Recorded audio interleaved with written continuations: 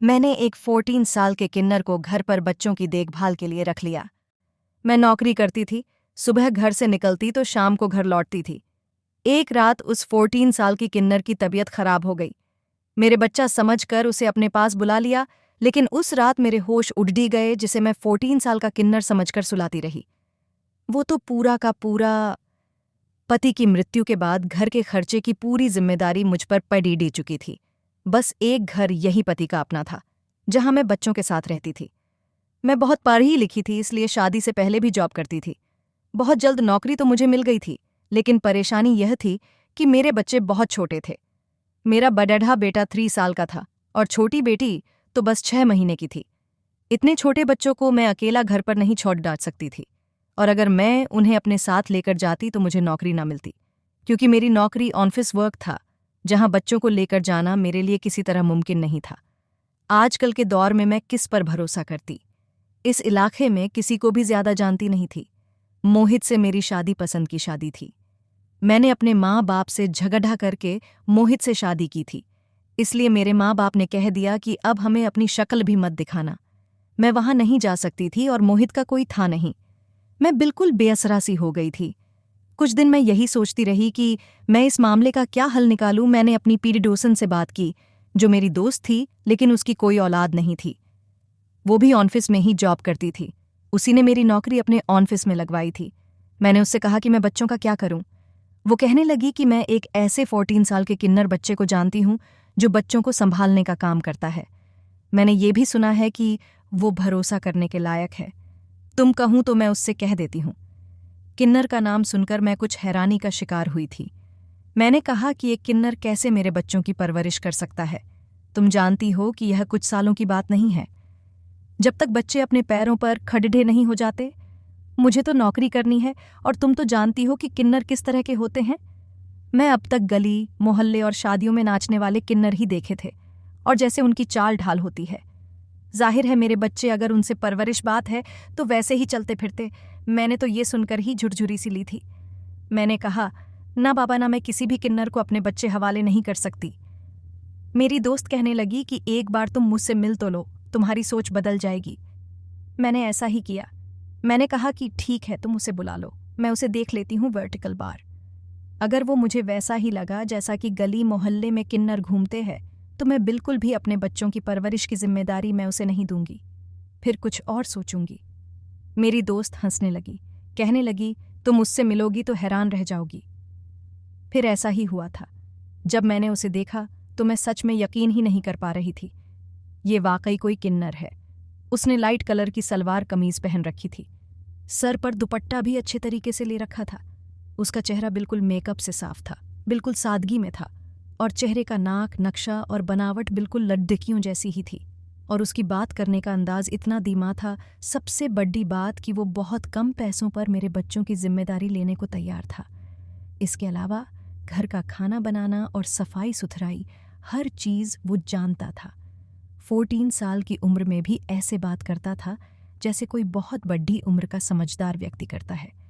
मैंने कहा कि अगर मुझे उसका काम पसंद आया तो मैं उसकी सैलरी और बढ़ा दूंगी।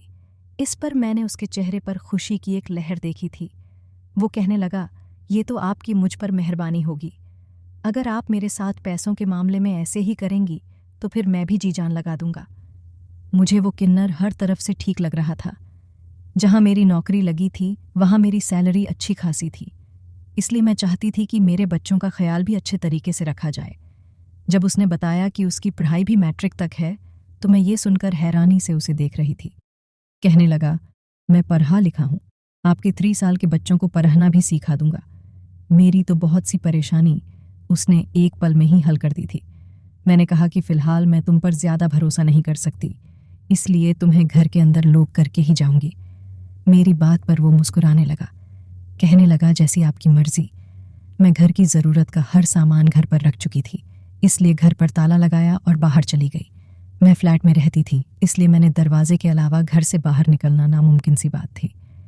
पहले दिन तो ऑफिस में मुझे सारा दिन घर का ही ध्यान लगा रहा। जब मैं घर पहुंची तो घर का नक्शा देखकर तो मैं उसकी घर की तारीफ किए बिना ही न रह सके। मेरा घर शीशे की तरह साफ था। बच्चे साफ सुथरे कपड़े डिरे पहने हुए थे।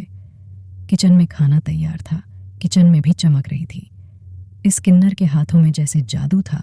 मैंने खाना खूब पेट भर करके खाया। वो बच्चों को बहलाने के खूब तरीके जानता था। खिलौनों से बातों से वह मेरी छोटी बेटी को गोद में उठाए झूला देकर उसने उसे भी सुला दिया था। मेरी फ्लैट में एक एक्स्ट्रा कमरा भी था जो मैंने गेस्ट रूम के तौर पर रखा हुआ था। वही मैंने उस किन्नर को दे दिया। 1 हफ्ते में ही मैं उस पर भरोसा करने लगी थी, क्योंकि मैंने उसमें कभी कोई ऐसी बात नहीं देखी थी। बस एक परेशानी थी। वो उम्र में बहुत छोटा था, लेकिन था समझदार। मुझे ऑफिस में अपने काम से अपने बॉस का दिल जीतना था, क्योंकि उसने कहा था कि 6 महीने में अगर उसे मेरी परफॉर्मेंस अच्छी लगी तो वह मेरी सैलरी भी बढ़ा देगा। इसलिए मैं जी जान से अपने ऑफिस का काम कर रही थी। घर आकर भी मैं खाना खाती और लैपटॉप लेकर बैठ जाती। आज भी मैं लॉस में ही लैपटॉप पर काम में बिजी थी कि जब सामने टेबल पर एक कॉफी का कप रखने की आवाज पर मैं चौंकी थी। जैसे ही मैंने नजर उठाकर देखा तो सामने वो किन्नर खड़ा था। उस वक्त उसने ढीला ढाला मर्दाना कुर्ता पायजामा पहना हुआ था। इस वक्त मैं दिमागी तौर पर थकी हुई थी। मुझे वाकई उस वक्त कॉफी की इच्छा थी। अब मैं सोच ही रही थी कि थोड़ा सा काम और करके अपने लिए कॉफी बनाऊं, लेकिन वो बनाकर ही ले आया। मुझे कभी कभी लगता था कि वो किन्नर नहीं, कोई जादूगर है। जो बात मेरी सोच में होती है वो काम करके मेरे सामने रख देता है। मैंने कहा, बहुत बहुत धन्यवाद आपका, मुझे इस वक्त कॉफी की जरूरत थी। मेरी बात सुनकर वो मुस्कुराने लगा और जमीन पर बैठ गया। कहने लगा, मुझे पता है जब दिमागी काम करे तो कॉफी की जरूरत महसूस होती है। मैंने कहा, तुमने अपने लिए नहीं बनाई? वो कहने लगा, नहीं मैडम जी, मुझे ऐसे अमीरों वाले शौक नहीं हैं। मैंने जब उसे जमीन पर बैठे देखा तो मैंने कहा कि तुम ऊपर आकर बैठ जाओ, मुझे बहुत बुरा लगता है, तुम जमीन पर मत बैठा करो। वो कहने लगा, आपको एक बात बताऊं? मैंने कहा, क्या? मैं साथ साथ में कॉफी की चुस्कियां भी ले रही थी। उसने बहुत मज़े के खाने बनाए थे, कॉफ़ी भी उसने बहुत अच्छी बनाई थी। मेरे स्तर तक को सुकून मिल रहा था।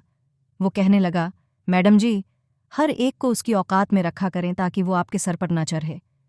मैं उसकी बात समझी नहीं थी। मैंने कहा, इस बात का क्या मतलब है? वो कहने लगा, नौकर को नौकर की हद में रहने दिया करें, और मैं अपनी औकात बहुत अच्छे तरीके से जानता हूँ। इस तरह की बातों से उसने मेरे दिल में अपना एक अलग ही स्थान बनाकर रख दिया था।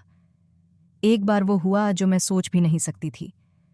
आज मेरे बॉस ने मुझे खुश होकर जल्दी ही छुट्टी दे दी थी। वो कहने लगे, आपने 2 महीने में बहुत मेहनत की है, इसलिए मेरी तरफ से आज आपकी हाफ छुट्टी है। मैं सुनकर बहुत खुश हुई थी।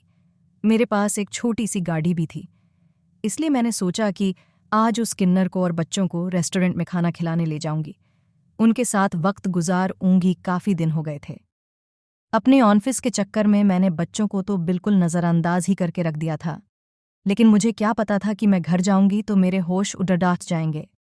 जैसे ही मैं घर पर पहुंची तो मैंने डोर बेल बजाई, लेकिन दरवाज़ा नहीं खोला। मैं 5 मिनट, 10 मिनट, 15 मिनट तक बाहर खड़े ही रही और बार बार बेल देती रही, लेकिन कोई भी दरवाज़ा खोलने नहीं आया था। पहली बार ऐसा हुआ था, वरना तो वो किन्नर मेरी एक बेल पर ही दरवाज़ा खोल देता था। अब तो मेरा जी घबराने लगा था। मुझे अपना ये फैसला एकदम बहुत गलत लगा कि उसके कहने पर मैंने ताला लगाना छोड़ दिया था। मुझे ताला लगाकर ही जाना चाहिए था। मैंने क्यों उसे खुली छूट दे दी थी? एक के बाद एक मेरे दिल में बुरे छाल आने लगे थे। मेरा दिल बुरी तरह से घबराने लगा था। मैंने अब दरवाज़ा पीटना शुरू कर दिया। मैंने कहा, दरवाज़ा खोलो, लेकिन दरवाज़ा नहीं खुला। जैसे जैसे वक्त गुजर रहा था, मेरी तो जान निकलने लगी। मैंने बराबर वाले फ्लैट्स का दरवाज़ा खटखटाया तो मेरी पीडर डोसन ने दरवाज़ा खोला। मैंने उससे उसकी ऑनर के बारे में पूछा। वो कहने लगी, 1 घंटा पहले मैंने उसे तुम्हारे बच्चों को बाहर ले जाते हुए देखा था। ये सुनकर तो मेरी जान ही निकल गई। मैंने कहा, तुम्हें पता है कि वह उसे का लेकर गया? मेरी आंखों से आंसू बहने लगे थे। वो कहने लगी, मुझे क्या पता, मैंने तो उसे बच्चों को पकड़े सीढ़ियाँ उतरते हुए देखा था। अब बाहर वो कहाँ गया है, कहाँ नहीं, मैं नहीं जानती। मैं फौरन से सीढ़ियाँ उतरी, बाहर चौकीदार से पूछा तो कहने लगा, हाँ, मैंने उसे गेट से बाहर जाते देखा है, लेकिन उसके बाद मुझे नहीं पता कि वह कहाँ गया। मेरी आंखों से लगातार आंसू बहने लगे थे। मेरी पूरी दुनिया मेरे बच्चे थे, और वो इतने छोटे थे कि खुद से घर भी नहीं आ सकते थे, मुझे कुछ बता नहीं सकते थे। मैं तो रोने लगी थी। मेरी जिंदगी ही मेरे बच्चों पर निर्भर थी। मैं दीवानों की तरह सड़े ढकों पर इधर उधर घूम रही थी। कभी दाएं तरफ जाती, कभी बाएं तरफ जाती, कभी किसी से पूछती तो कभी किसी से कि मेरे बच्चों को किसी ने देखा है। सब लोग मुझे हैरत से देख रहे थे। बच्चों को ढूंढने के चक्कर में मैं काफ़ी दूर तक निकल आई थी और अब तो शाम भी हो चुकी थी। अंधेरा छा गया था। मैथ आकार कर रोती हुई घर पहुंची। जैसे ही मैंने बेल बजाई तो उसकी निर्णय दरवाज़ा खोल दिया। उसे देखकर तो मुझे उस पर बहुत गुस्सा आने लगा था। मुझे यूं रोता देखकर वो परेशान हो गया। कहने लगा, आज आप इतनी देर से आई है, ठीक तो है, सब कुछ और रो क्यों रही है? लेकिन मैं जिस कदर गुस्से में थी, मैंने एक जोरदार थप्पड़ रत्त उसके मुंह पर मार दिया और उसे गिरेबान से पकड़ कर झिंझोतने लगी। मैंने कहा, कहाँ ले गए थे तुम मेरे बच्चों को? मेरी अनुमति के बगैर तुम मेरे बच्चों को कहाँ लेकर जाते हो? मुझे बताओ, वरना मैं तुम्हारी जान ले लूंगी। मेरे ऐसे रवैये पर उसने फौरन से मेरे हाथ पकड़े और मुझे घर के अंदर ले आया और दरवाज़ा बंद करके मुझे कहने लगा, आपको क्या हो गया है? आप हमेशा शाम को घर वापस आती है। मैं तो रोज़ बच्चों को पार्क में ले जाता हूँ। मैं तो पार्क में गया था। पार्क में जाकर बच्चे खुश हो जाते हैं। मुझे पता होता कि आप जल्दी आएगी तो मैं कभी भी ना जाता। मैंने कहा, तुम होते कौन हो? बिना मेरी अनुमति के बच्चों को कहीं ले जाने वाले मेरी बात सुनकर उसकी आंखों में नमी उतरी थी। कहने लगा, आप ठीक कह रही हैं, मेरी गलती बस यही है कि मैंने आपको बताया नहीं। फिर कहने लगा, हम किन्नर भी इंसान होते हैं। मैडम जी, हमारे सीने में भी दिल होता है। आपके बच्चों को 2 महीने से संभाल रहा हूं। अब तो ये मुझे अपने बहन भाई जैसे लगने लगे हैं, इसलिए उनकी खुशी की खातिर उन्हें बाहर ले जाता हूं। बेशक हमारा कोई सगा भी हमें अपने पास नहीं रखता। बेशक हमारी शादियां नहीं हो सकती, हम बच्चे पैदा नहीं कर सकते, लेकिन दिल में बच्चों के लिए ममता का जज्बा बात जरूर रखते हैं। यह कहते हुए उसने अपने आंसू साफ किए थे। मेरा दिल यह देखकर दुखी सा हो गया। शायद मैं गुस्से में कुछ ज्यादा ही बोल गई थी। मुझे उस पर शक नहीं करना चाहिए था। एक बार मैंने देखा कि वो बड़े ढे अजीब अंदाज से मेरी बेटी को प्यार कर रहा था। कहने लगा, ये मुझे इतनी अच्छी लगती है कि जी चाहता है कि इसे हमेशा अपने पास रखूं। फिर मुझे अपनी सोच बदलनी पड़ी डिडही। मुझे लगा कि शायद मेरा देखने का अंदाज ही अलग है। वो तो मेरी बेटी को बहुत चाहता है। एक बार मैं बीमार हो गई। मुझे बहुत तेज बुखार हो गया तो पूरी रात वो मेरे सर पर पट्टियां रखता रहा। सुबह होते ही वो मुझसे कहने लगा कि आप मेरे साथ चले, मैं आपको डॉक्टर के पास ले जाऊंगा। मैं उसके साथ डॉक्टर के पास चली गई, लेकिन हैरत का दूसरा झटका मुझे तब लगा था जब मैंने देखा कि वो मेरी गाड़ी बड़ी महारत से चला रहा था। वो मुझे एक अस्पताल में ले गया। मैं डॉक्टर को चेकअप करवाने के लिए चली गई। जब वापस आई तो वह किसी लड्डाके से बातें कर रहा था। मेरी तरफ उसकी पीठ थी। जो बातें मैंने उसकी सुनी थीं, मेरे होश ही उड्डा कर रह गए थे। मैं वहीं से वापस पलट गई। सोचने लगी कि ये सब क्या है। मेरा दिमाग बिल्कुल सुनसा हो चुका था। मैं वहीं डॉक्टर के दरवाजे पर खड़ी थी जब वो थोड़ी देर बाद मेरे पास आया और कहने लगा, चलिए मैडम जी। मैंने हैरानी से उसकी तरफ देखा और हाँ, मैं सर हिला दिया। मैंने कहा, हाँ चलो। मैं घर वापस आ गई। पूरा दिन मैं बस उसकी बातों के बारे में ही सोचती रही जो उस लड़े डाके से कर रहा था। जो मुझे हुआ वो एक वायरल बुखार था। फिर मेरे बाद बुखार उस किन्नर को भी हो गया। मैंने उससे कहा कि तुमने मेरी बीमारी में बहुत सेवा की है, इसलिए ऐसा करो, तुम मेरे साथ ही लेट जाओ। अगर तुम्हारी तबीयत ज़्यादा ख़राब हुई तो मैं तुम्हें डॉक्टर के पास ले जाऊंगी। वो मेरी बात मान गया और मेरे ही बेड पर एक कोने में सो गया। लेकिन जैसे ही आधी रात हुई, वो मेरे बेड से उठा और फिर उसने मेरी बेटी को उठाया और बाहर चला गया। वो उस दिन हॉस्पिटल में किसी लड़के से यही कह रहा था कि 2 दिन बाद ही तुम्हारा काम कर दूंगा। वो बच्ची बहुत खूबसूरत है, मैं तुम्हें वह बच्ची ला कर दूंगा। उस बच्ची को तुम किसी भी बेऔलाद जोड़े को बेच सकते हो। तुम्हें उस बच्ची की कीमत लाखों में मिलेगी, लेकिन मैं तुमसे सिर्फ 2 लाख लूंगा।